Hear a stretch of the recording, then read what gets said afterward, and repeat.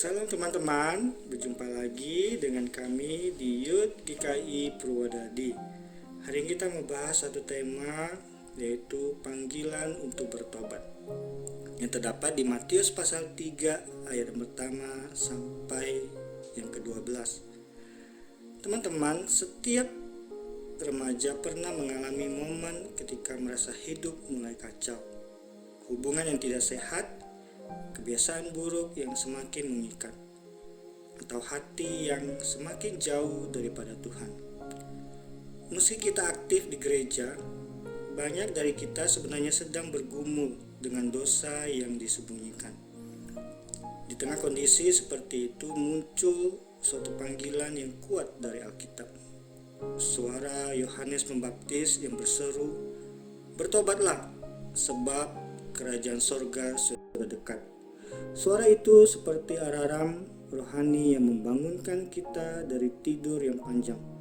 Yohanes memang hidup di masa yang berbeda, tetapi pesannya tetap relevan untuk remaja masa kini.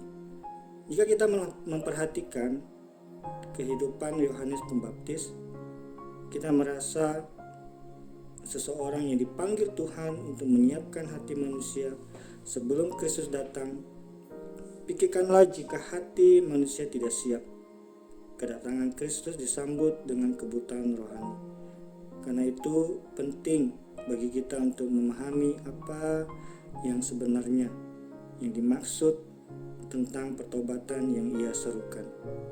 Pertobatan bukan hanya keputusan sesaat, bukan sekedar menyesal karena konsekuensi dosa, melainkan karya Roh Kudus yang mengubah hati manusia.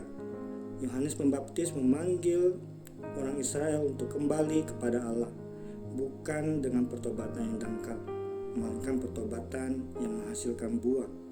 Menegur orang-orang Farisi yang lebih peduli pada identitas lahiriah daripada hati yang sungguh-sungguh berubah. Pertobatan sejati berarti membenci dosa, mengakuinya di hadapan Tuhan, dan hidup dalam ketaatan. Yohanes mengajak semua orang waktu itu untuk kembali ke jalan yang benar. Suaranya keras karena dosa itu sangat serius. Suaranya tegas karena murka Allah itu nyata. Tujuan cuma satu, mereka bertobat dan mempersiapkan hati dalam menyambut kedatangan Sang Mesias. Bagi kita sebagai remaja, panggilan pertobatan berarti memeriksa hidup kita dengan jujur. Dosa apa yang sedang kita pelihara? Kebiasaan apa yang kita biarkan menguasainya? Pertobatan berarti berhenti membenarkan diri, berhenti menyembunyikan dosa, dan mulai membuka hati kepada Allah. Pertobatan juga berarti mengubah arah hidup, meninggalkan percakapan kotor, menjauhi hubungan toksis yang menjatuhkan. Berhenti mengkonsumsi konten yang mencemari hati dan mulai mencari Tuhan dengan sungguh-sungguh melalui firman dan doa. Pertobatan bukan proses sekali jadi, tetapi perjalanan harian. Kembali kepada Tuhan setiap kali jatuh, percaya kepada kasih karunia Kristus, dan membiarkan Roh Kudus membentuk hidup kita. Buahnya akan terlihat: hati yang lemah lembut, hidup yang lebih taat, dan relasi yang lebih sehat. Inilah hidup yang memuliakan Tuhan. Saat ini kita sedang menunggu momen Natal.